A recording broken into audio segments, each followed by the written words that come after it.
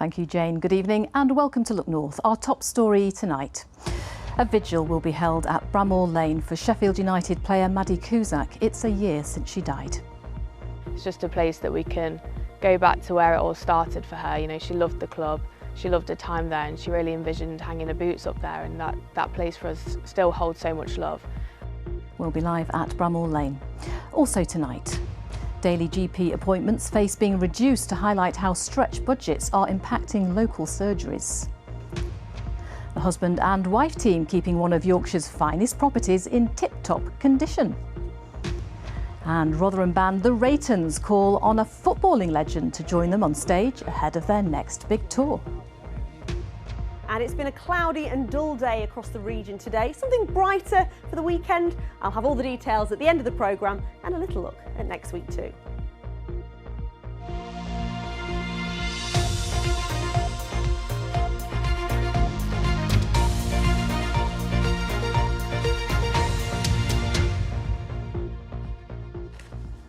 Good evening, it's Friday night. Thank you for joining us. Maddie Cusack was one of the star players at Sheffield United, making over 100 appearances for the club. Tonight, a vigil is being held in the footballer's memory a year on from her death.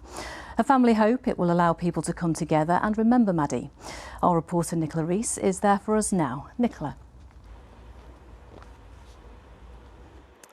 Well, Maddie's death last year brought the footballing world to a standstill. She was just 27 years old and had the whole world ahead of her. She was a brilliant midfielder. She absolutely adored this club. And if you look around this evening, you can see as well that there was a lot of love, and there is a lot of love here for her too. It's where she, of course, things just started for her. Well, we'll be speaking to her friends, her family and some of her teammates in a few minutes. But first, this report from Kathy Killick. Intensely proud of her 100 caps for Sheffield United, Maddie Cusack lived for the game she loved. The midfielder was just 27 when she died a year ago. Her family miss her every day and come often to this park where her love of football began. Maddie often came here with my dad and my older brother, and they'd do target practice on the goals, and she'd do a fitness regime as well in the summer and off season. This park is a really special place to us. The football world came together after Maddie was found dead at her home by her father. There were no suspicious circumstances, and an inquest has been opened and adjourned pending the completion of an FA inquiry into the circumstances surrounding her death. Her family have said she was under a lot of pressure at the time. A year on, they want to be at Bramall Lane to mark her passing. She loved the club. She'd been there for a number of years, and she envisioned staying there for the rest of her career. So Bramall Lane still holds a special place to us, and it's somewhere that we can come together, reflect on her career and the aspirations that she had while she was still there. The women's and girls' game remains important to Maddie's family. They've set up a foundation in her name to support female players. I want her to be remembered, and I want what we've put into the foundation to reflect her as a person. We've said before how determined and how spirited she was, how driven she was and ambitious. And I really try and have that reflect through the foundation. It's important to me that people who may not have met Maddie before feel like they have through the work that we've been doing. Sheffield United say they've expanded the wellbeing support offered to staff and increased the opportunities to learn about mental health and welfare. While Maddie's family are still mourning, they want answers to their questions about her death. The findings of the FA investigation have yet to be published. Kathy Killick, BBC Look North. Well, let's have a chat now with Emily. Maddie was Emily's cousin. Emily, so much life comes through there. She was such a force, wasn't she? Oh, yeah. She was just incredible. And she achieved so much in 27 years, more than many people. Yeah, more than anyone could imagine. And it was all Maddie ever wanted to do. And she just inspired, thousands. You were really close, weren't you? You grew up together, you're the same age. Yeah, it's 9 days between us. So, yeah, we were so close growing up. We had the same haircuts when we were kids. It's just hard to picture a life without her now. Must be really mixed emotions for you being here tonight. Yeah, it's not often that I came here. I was promised her that award, and sadly now I'm here without her. So And Nina, you knew Maddie very well on the pitch. What was she like as a player? Just so tenacious. Like, you never wanted to play against Maddie, but she was the best teammate I ever had off the pitch and on the pitch as well. She would just fight and scrap for everything, and she did the same for you off the pitch as well. So she looked after me a lot. She took her under her wing, and yeah, I miss just how she was as a teammate, and so welcoming. So You've welcoming. given yourself a huge job tonight Yeah. to speak, you know, all about her, make everybody else know her the way you did. How are you feeling? Yeah, I'm nervous. It's definitely bittersweet, but it's something I wanted to do. I want people to know who Maddie was as a person, the way we knew her. Not just Maddie the footballer, but the person she was as well. So yeah, I'm looking forward to it in a weird way, but hopefully it sheds a bit of light on just how good she was as a person. And Olivia, you spoke so beautifully about your big sister there in that report. How important now is it for you just to keep her legacy alive through the work and her foundation? Yeah, it's very important to not just me, but to our whole family. Maddie meant the world to us, and she was very passionate about the work she did at the Community Foundation here at Sheffield United as well. So it's very important for us, like you say, to keep that work continuing and to keep her legacy alive. She would be so proud of all of you and everything you've achieved even so far. So thank you for sharing your memories, and we hope it goes well tonight. The service begins at 7 o'clock this evening and runs for 2 hours. It's an opportunity for friends and family to come together, to share their memories, to support each other as well, and to just remember the life of Maddie. Nicola, thank you. Next tonight, a North Yorkshire GP says the number of daily appointments at many doctors' practices are being reduced from 40 to 25 to show how stretched budgets are. British Medical Association members began work to rule action last month to highlight the need for extra investment. NHS England says an extra 6% has been agreed for GP contracts, but record demands mean surgeries are under huge pressure. Heidi Tomlinson reports. So just going to be a little bit tight, okay. No problem. Yeah. Most patients at Parkview Surgery in York are unaware that GP practices don't get paid for services like taking blood, wound dressings and stitch removal. If you could just pop some pressure on there for me. Thank you. That's great. Last month, some GPs began a period of work to rule to highlight how stretched practice budgets are.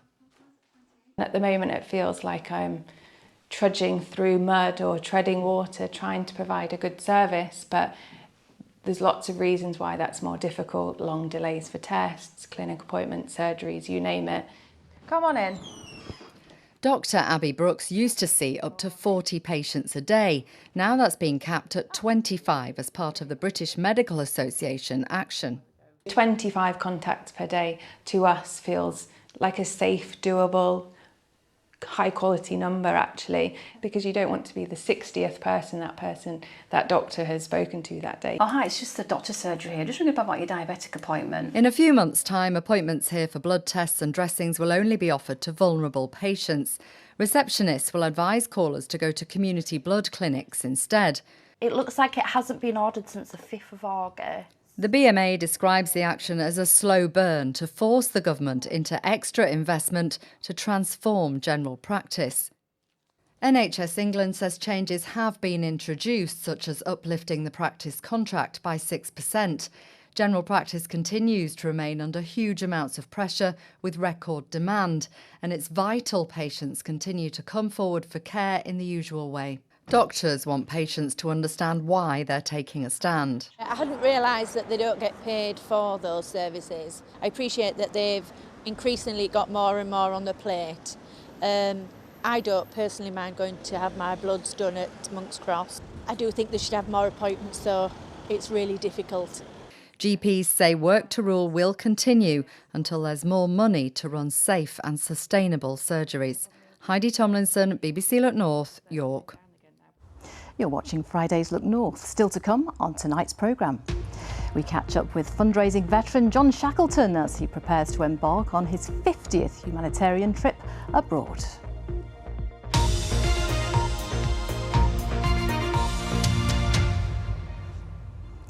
But first, 4 campaigners who climbed onto the roof of former Prime Minister Rishi Sunak's house have had the case against them dropped. The 4 had pleaded not guilty to criminal damage. Their defence said the case should be dismissed for lack of evidence. At York Magistrates Court this afternoon, a district judge agreed. Tom Ingle reports. Rishi Sunak was still the Prime Minister in August last year when 4 Greenpeace campaigners used a ladder to climb onto the roof of his family home near Northallerton. When they were up there, they unveiled a black banner which said, "No new oil."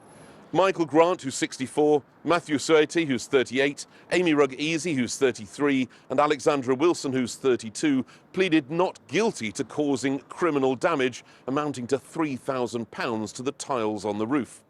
The former Prime Minister was not at home. Today, at York Magistrates Court, the district judge dismissed the case against the campaigners, saying the evidence was tenuous. They spoke after the hearing. Justice and common sense prevailed in court today, but that hasn't been the case for many activists recently. We have become a country that regularly sends peaceful protesters to jail, with some facing years behind bars for trying to preserve a habitable planet for us all. This has to stop. Everybody knew nobody was in that property at the time. It was on public record. He had just jetted in his private jet to California, some 5,000 miles away. We knocked on the door. There was nobody in the building, and we knew that. The district judge has said he will give his reasons for dismissing the case in early November. Tom Ingle, BBC Look North at York Magistrates Court. Some more news from around the region now, and a man has pleaded not guilty to the murder of a delivery driver in Leeds. Claudio Carol Conda died after he attempted to stop the theft of his van in Wortley last month. 32-year-old Mark Ross appeared at Leeds Crown Court via video link this morning. He admitted manslaughter but denied murder and is set to stand trial in March. Nigel Farage has defended his tweets around the time of this summer's unrest in Leeds and Rotherham. The Reform leader had been accused of not knowing the facts before blaming violence on what he called the politics of subcontinent. MPs here said he had inflamed the situation with misinformation. Ahead of the Reform conference this weekend, our political editor James Vincent challenged him on his tweets. You feel any sort of response? I was shocked by what happened in Leeds. I felt there was a very soft response to it. There was a much tougher response. Your tweet was criticised in terms of... Everything I do is criticised, that's fine. What I did, not the day of Southport, not the day of those atrocious murders, but on a considered basis the next day, was to say on video, can you please tell us the truth? Please tell us. But did that help? I mean, that didn't help, did it? The crazy conspiracy theories that were going around the internet. But didn't what you say sort of propagate that? You could have not said anything. There are. Oh, of course, I could just walk away and pretend I've got no political role in Britain at all. No, I could hardly do that, could I? You know, as I say, I waited. I was considered. I could see the lunacy that was going on. I said, for goodness sake, tell us who this man is. Had the police and government followed me, you would not have had the riots on the scale that you had. Plans to build a new hospital near Keighley will definitely go ahead. A rebuild of Airedale Hospital had been in doubt because of a review of spending by the new government, but it's now been confirmed it will happen as quickly as possible because the current building contains potentially dangerous rack concrete. Now on to the sports. Sally is here. Last time I saw you in beautiful Paris. Welcome back to Yorkshire. Thank you, Amanda. Yes, back to Yorkshire, back to cricket, and Yorkshire are closing in on promotion back to Division 1 in the County Championship after beating Glamorgan by 186. Now Yorkshire were relegated in 2022 and finished in the bottom 2 last season after points were docked for the club's handling of the racism scandal. The win in Cardiff this morning consolidates their second place position in Division 2 behind leaders Sussex. They've now won 5 of their last 6 matches, with their final match starting at home next Thursday against Northants. The top 2 go up at the end of the season. But there was disappointment last night for Sheffield Tigers in Speedway at Ollerton. Tigers won't be appearing in a third consecutive Premiership Grand Final after all. In their semi-final second leg against Bellevue, the Tigers came up just short, needing to overturn a 12-point deficit. They did win, but only by 50-40. So that 10-point victory margin wasn't enough, and Bellevue it is who go on to meet Leicester in next week's Grand Final. Now, whilst Anthony Joshua versus Daniel Dubois is the headliner at Wembley tomorrow, it's a big fight as well for Leeds boxer and two-time world featherweight champion Josh Warrington, who faces Anthony Kakatcha on the undercard. They squared up to each other at the weigh-in in a packed Trafalgar Square just a little while ago. Warrington is stepping up to super featherweight for the first time, and he comes into the contest following 2 recent defeats. But he's already thinking ahead to his legacy. People ask me what do I still want to achieve, and like I've achieved a lot. I've achieved more than I ever dreamt of. You know, fighting at Ellen Road, winning the world title, becoming the first man from Leeds to win a world title. You know, I'm still very proud with that. But I've said for a long time I just want to go fight in Vegas, and if anything, I still want to do that. I still want to tick that box. Obviously, I want to win a few more fights to add to my legacy, finish on a high. But yeah, if I can tick that box as well, then I'd be bowing off into the sunset after that. Good luck to him. And York Valkyrie and Leeds Rhinos go head-to-head in the Women's Super League playoff semi-finals on Sunday. Amanda. Sally, thank you very much. Now, an 85-year-old man from Harrogate who's delivered aid to hospitals across Europe for more than 30 years is about to embark on his 50th trip. John Shackleton is fundraising to take emergency vehicles and medical supplies to Ukraine and will leave for Kyiv in just over a week's time. Let's take a look at just some of the work he's done. This kind of equipment is like gold to them. And I mean, here we have a fantastic selection. We have Surlon drips in case of a fire, breathing apparatus, special equipment here for keeping blood cool. These things here to pull people up on the carpet on the bed. And I was here yesterday, and yesterday we were able to take out. We drove up into the mountains as close to Kosovo as we were allowed to get, and we came across hundreds, if not thousands, of people which were just keeping themselves warm by bits of sheeting.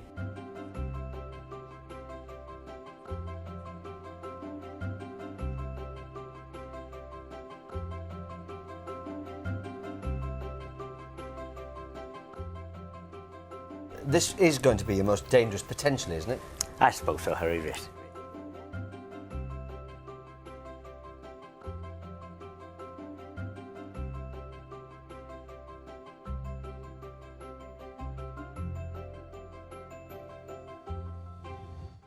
Oh, lovely to see Harry there too. John, you're a remarkable human being. You've been doing this for almost half your life. What motivates you to help others like this?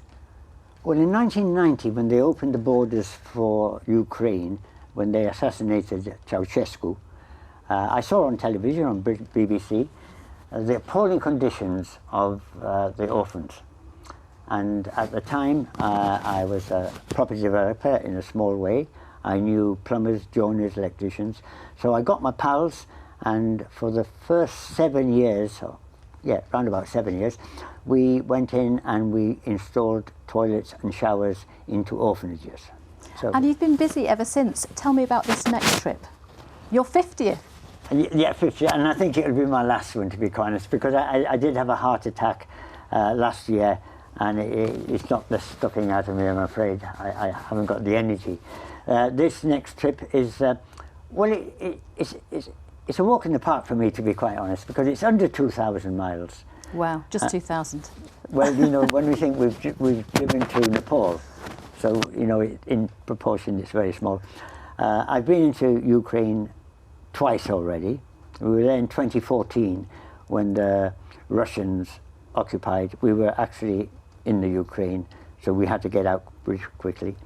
This one, my friends, they became friends, organising our trip straight into Kiev, right up to the front, where we're delivering the 2 Ford trucks. Much needed need. And very briefly, congratulations. There's an MBE, isn't there, coming your yes, way? It's a bit of embarrassment, that is, to be quite honest. Oh, wonderful. Well, very much congratulations, and we'll be thinking of you as you take this next big journey. And thank you for all that you do. My pleasure. Thank you, John. Now to a very different kind of volunteering, and a couple from Rotherham who both help out at Wentworth Woodhouse near Rotherham.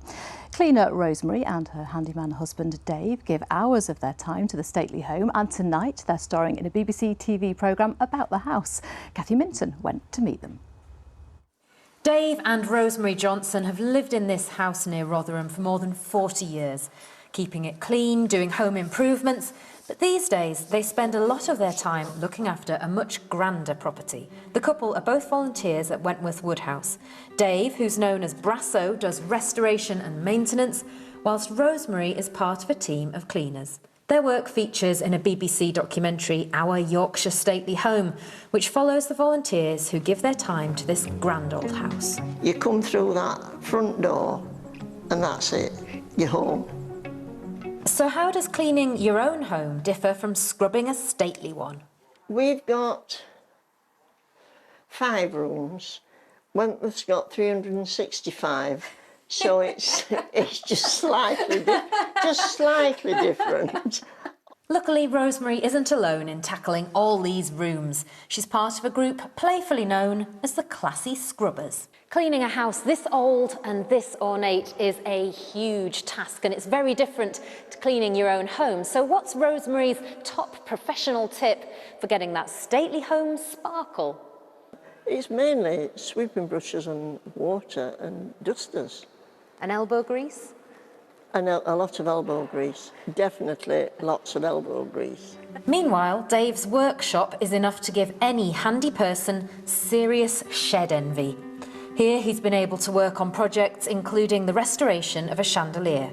It is coming up, you can see, but it's so time consuming. And is it nice to know that Rosemary is moving around, cleaning upstairs in the same house? It's nice when she's here.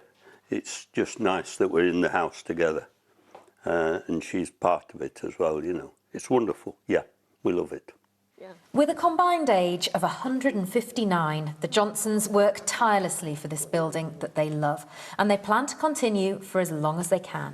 It's a very strange feeling because you give to the house, but it seems to give you more back. Yes. And it's such a strange feeling. We don't know why that is, but it does. It seems to reward you in so many ways.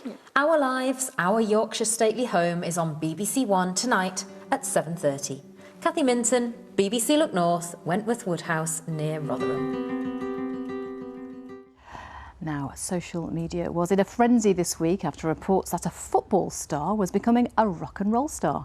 Rotherham band The Raytons told fans their bassist was injured, so they called in a footballing legend to replace him. None other than former Manchester United player and Raytons fan Gary Neville. But all is not quite as it seems. Mark Ansell's been to find out more. Next! Hey, Gary. How are we, lads? I'm not bad, mate. How are you? A little bit nervous, but I'm ready for this. Rotherham band The Raytons have recruited a replacement bassist, footballer turned TV pundit Gary Neville, who met the band at the festival Kendal Calling last month. It's that authenticity with Gary Neville. He's a really likeable person and he is a really nice bloke, and there's no part of him when you meet him off camera to on camera where it changes. He just came in, he had a laugh. That's what we're about, you know what I mean? And he's one of them, so he's a rated, isn't he? I've never played bass in my life. You're in. The spoof video to promote the band's new tour has gone viral. I don't like the word publicity stunt, although I guess that's what it is, because really what it is for us is like we're excited to tell our fan base and our community that we're going on tour, here are the dates, and we could easily just, I could stick some shades on, look to the left and have a photo and just put the dates like every other band's done it past, but it's not us, we just like having a laugh. We're on tour, you're hungry, what we eating? Bassist Lee Holland has made a remarkable recovery. You're all going to see me out on that stage, jumping around, doing my thing, dancing around. And you'll be wearing a Gary Neville mask, right? Yeah, a little paper mask with string that goes around it. In July, the Raytons played to 20,000 fans at Clifton Park in Rotherham.